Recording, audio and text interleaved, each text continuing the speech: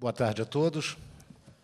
É com imensa alegria, não é, estar participando desse momento, que é um momento especial de reflexão sobre as relações do trabalho nesse cenário brasileiro, em que tantas mudanças, tantas modificações vêm acontecendo nesse tempo. A iniciativa da Academia Nacional de Direito do Trabalho é realmente especialíssima nesse sentido, de poder proporcionar um encontro. Esse encontro em que a gente possa debater questões que realmente ficam na nossa história. O professor Nelson Manriche, ilustre presidente da Academia, não é, e que nos representa em toda essa história, e compartilhando a mesa, não é, que, com ares de um ducado, não é, que é o Ducado de Lima Teixeira, lá em Itaipava, meu colega de academia, confrade, não é, um dos grandes pensadores do direito do trabalho.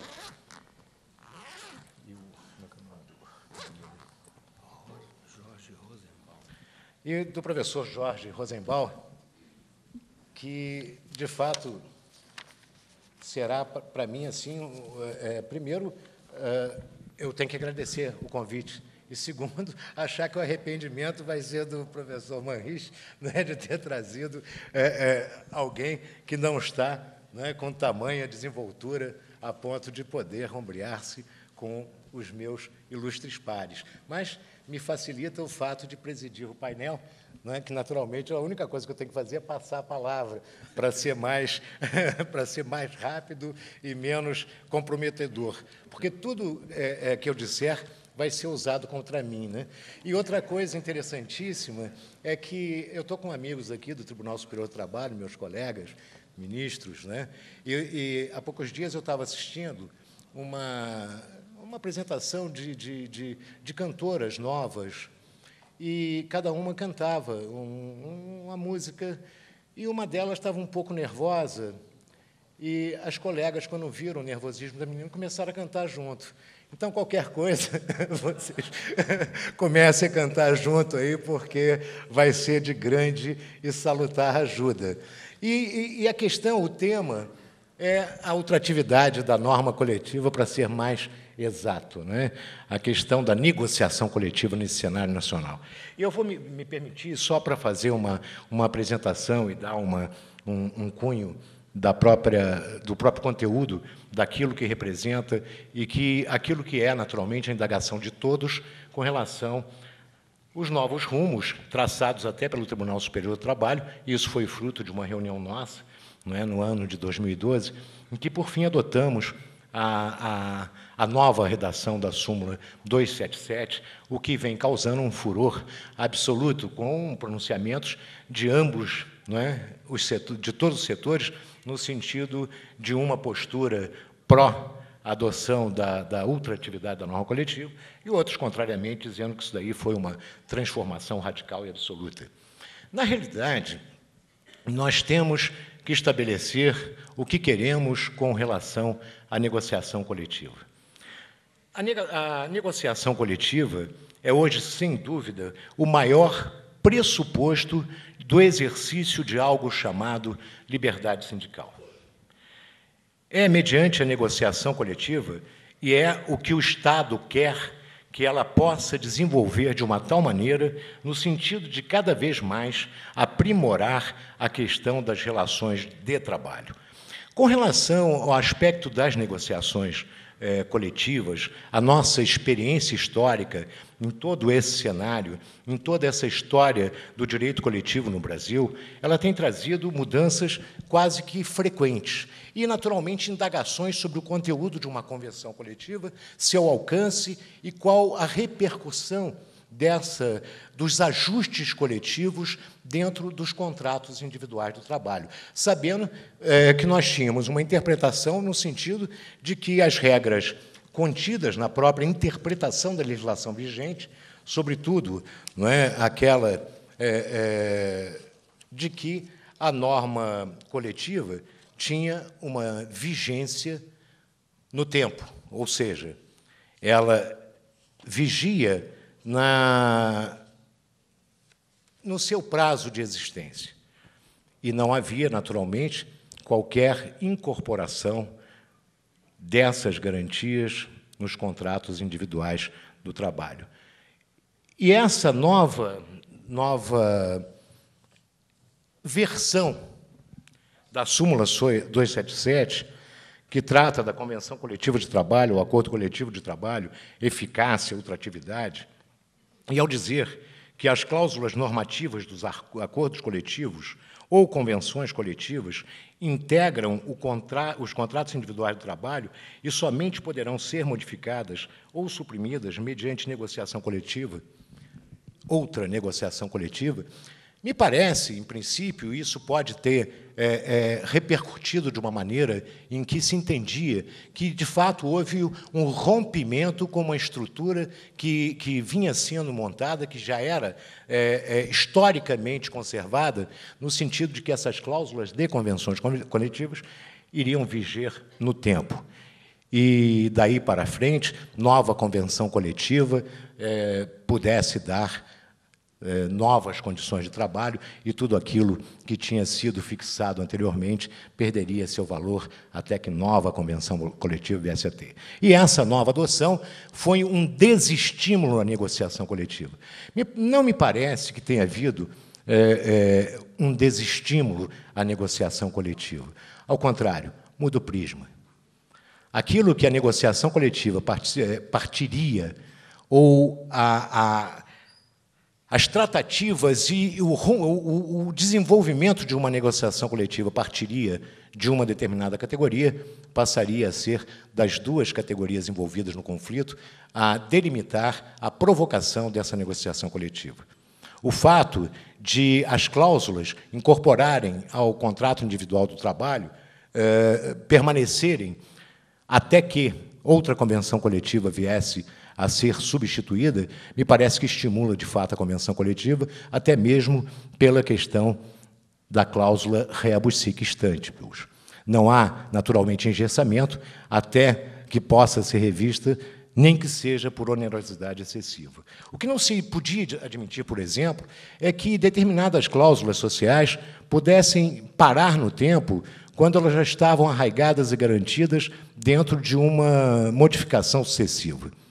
Não é? Poderíamos até argumentar com absurdo que a empresa que, por convenção coletiva, tivesse admitido determinado tratamento de saúde a um determinado grupo de empregados, pudesse desligar o tubinho de oxigênio toda vez que terminasse a convenção coletiva. Mas apenas com absurdo para nós podermos vincular. Tem certas cláusulas que sempre tiveram uma continuidade na relação, cláusulas de negociação coletiva.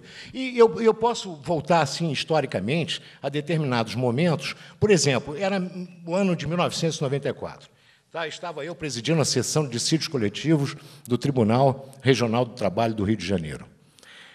E, na condição de presidente da sessão de dissídios coletivos, o que nós tínhamos sempre era uma audiência de conciliação e julgamento às segundas-feiras, que começava por volta de 10 horas da manhã e ia até às 6, 7 horas da noite. Isso com uma frequência regular, toda semana, em que iria existir uma audiência de conciliação em todos os processos de dissídio coletivo. E eu nunca vi um início de conversa de negociação coletiva que não viesse com a seguinte proposta. A categoria econômica propõe que se mantenham as cláusulas sociais. Então, a negociação começava daí. Olha, nós estamos aqui abertos à negociação e vamos manter as cláusulas sociais. E essas cláusulas sociais eram tidas como aquele elemento maior da própria negociação. A categoria econômica participava daquilo, oferecendo as cláusulas sociais. Já era uma grande abertura. E as discussões sempre estiveram limitadas às cláusulas de natureza econômica.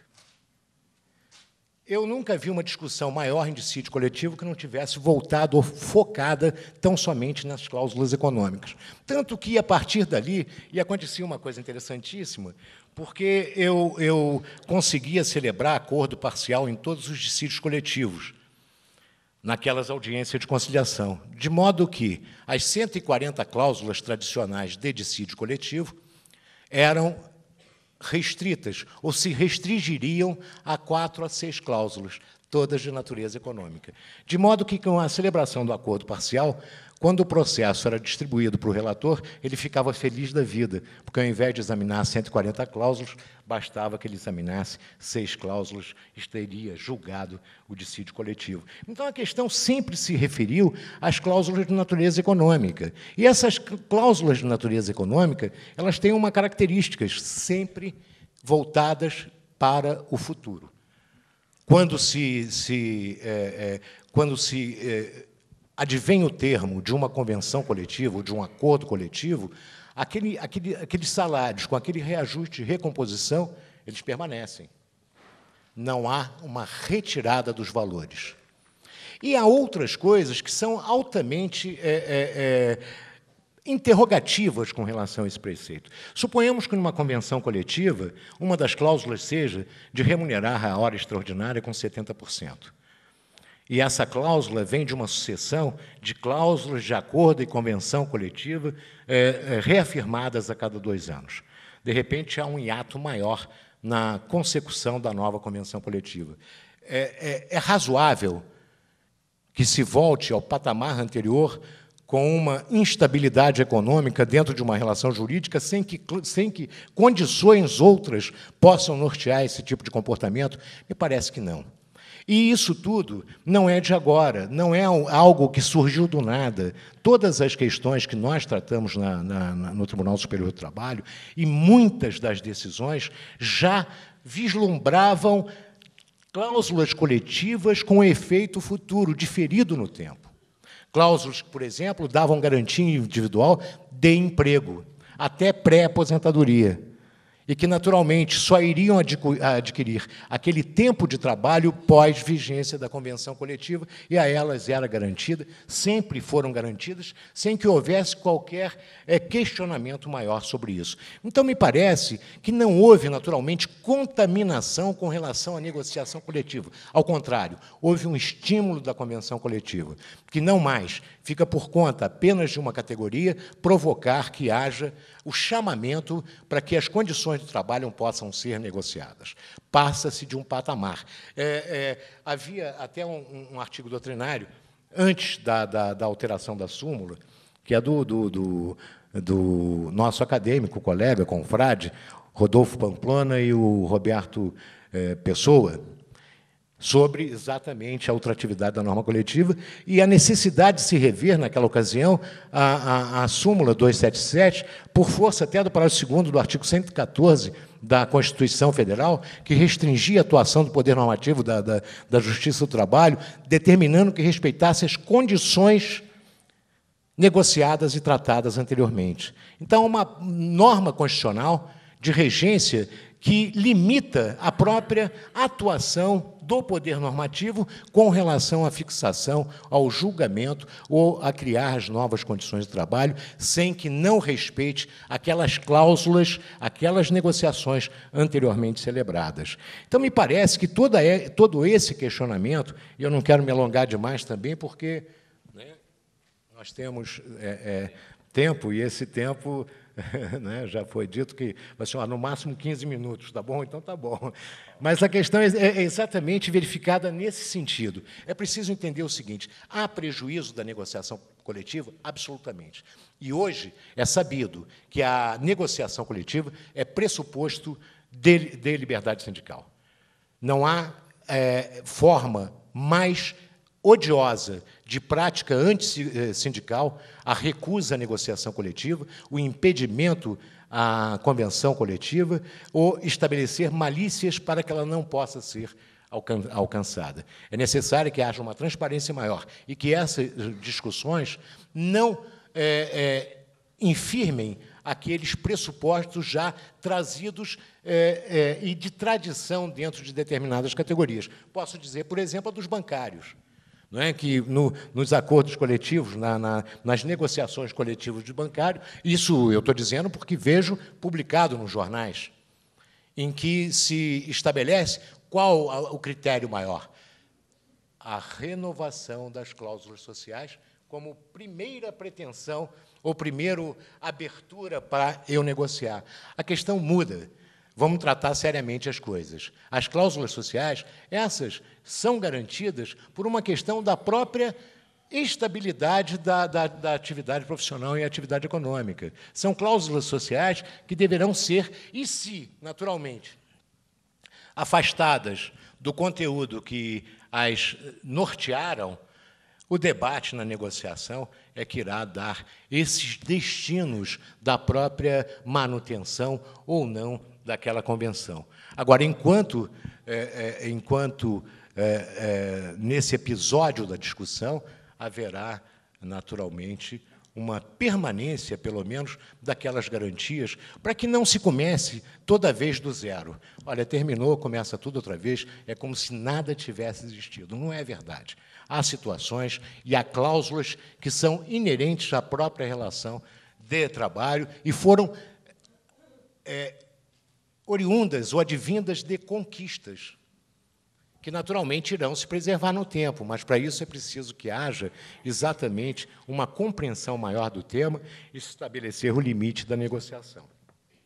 E isso não é uma novidade nossa, não é? O direito comparado demonstra que há diversos ordenamentos jurídicos em que a incorporação das cláusulas coletivas no contrato individual de trabalho é incondicional, e outras que estabelecem critérios parciais da incorporação, como na França, por exemplo, que, se não negociar em 12 meses, incorpora aquilo anteriormente decidido. Então, é preciso que haja uma maturidade dessas relações, e é preciso que se desenvolva exatamente isso. Qual a finalidade da representação sindical no Brasil, quer de categoria profissional, quer de categoria econômica? É motivar, é proporcionar algo chamado negociação coletiva, cada vez mais afastada da presença do Estado. E é necessário que essa negociação coletiva tenha condições de negociação. É preciso que eu parta de alguma coisa para poder negociar. Agora, se me tirarem tudo para começar a negociar novamente, é exatamente um critério de desequilíbrio bem evidente. Então, me parece que essa permanência não é uma permanência no sentido absoluto, é uma permanência enquanto não negociarem, enquanto não aberta a negociação. E essa negociação partirá de ambos os atores do conflito social daí decorrente. Categoria profissional e categoria econômica, com maturidade suficiente para poder enquadrar, para poder discutir todas as questões decorrentes da relação de emprego e ver aquilo que é melhor para eles. Partindo do seguinte prisma: há um status quo, há uma relação jurídica permanente que deverá ser respeitada até que novas condições possam ser estabelecidas, e não partir exatamente daquilo que nunca existiu, porque existirá e há cláusulas que têm natureza permanente, mesmo que tenham sido estabelecidos numa convenção com o tempo certo. Não é? Senão, nós vamos exatamente denegar aquilo que é chamado trato sucessivo. Então, me parece que nós temos muita coisa que discutir, é verdade, amadurecer essas ideias, mas sabendo exatamente o seguinte: tudo está na negociação e tudo está nesse maior princípio de liberdade, que tem que ser cultivado, desenvolvido, aprimorado, sem que haja presença, repito, a presença permanente do Estado nessas relações, e que possa realmente, dentro desse critério de maturidade, as questões sociais terem cada vez mais um tratamento um pouco mais voltado para o desenvolvimento dessas relações, inclusive intersindicais. Porque, até hoje, a nossa experiência e a nossa resposta é que essas relações intersindicais foram sempre patrocinadas por um Estado chamado babá, não é? E esse Estado era, naturalmente, aquele que iria dar todo o respaldo necessário ao cultivo dessa garantia de autonomia de relações sociais privadas. É por isso que essas relações e essas relações intersindicais precisam de uma coisa maior, chamado amadurecimento. É preciso sentar à mesa e discutir, negociar. Negociar dentro de parâmetros, sabendo o seguinte, pode até demorar a negociação, mas aquilo que já foi garantido tem que permanecer para que não haja exatamente uma insegurança maior. Isso talvez seja a reflexão que eu trago. Obrigado, senhores.